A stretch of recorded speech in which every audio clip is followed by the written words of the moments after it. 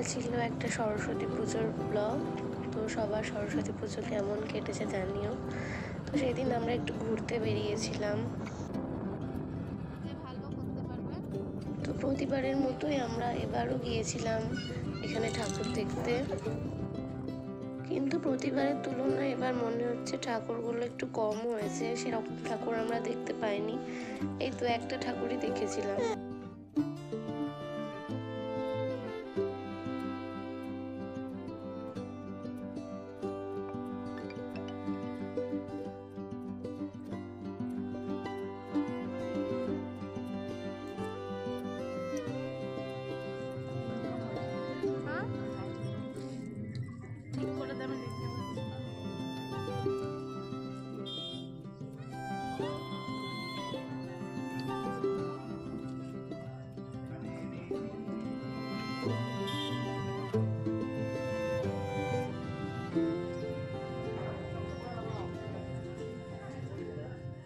যেহেতু আমার শরীরটা খারাপ আছে, তাই ভয়েস ওভার দিতে একটু অসুবিধা হচ্ছে, তোমাদের বুঝতে হয়তো একটু অসুবিধা হবে, তো একটু ম্যানেজ করে নিও।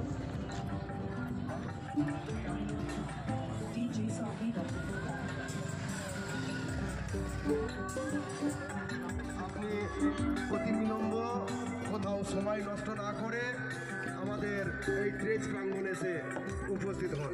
তো এই ঠাকুরটা দেখতে গিয়ে আমাদের প্যান্ডেলে ঢুকতে একটু অসুবিধা হয়ে গেছিলো, কারণ যেদিকে ঢোকার রাস্তা ছিল আমরা সেদিক দিয়ে বাদ দিয়ে উল্টো দিক দিয়ে ভেতরে ঢুকেছিলাম।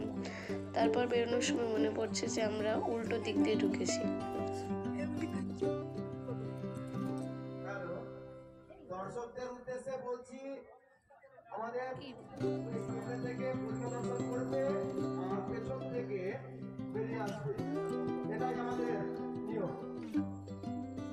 যে সমস্ত আমাদের ভলেন্টিয়ার ভাই আছো তাদের উদ্দেশ্যে বলছি, তোমরা আরেকটু পরে আমাদের এই প্রেস কনফারেন্সে হাজির হবে, কেননা তোমাদেরকে আমাদের বিশেষভাবে প্রয়োজন।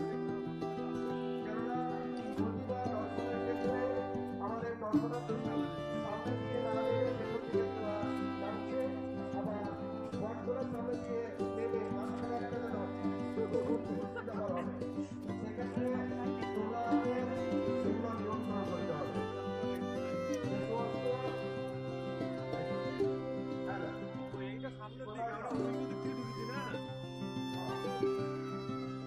ঠিক আছে, আমি দেখতে চাই আমাদের সরজিৎ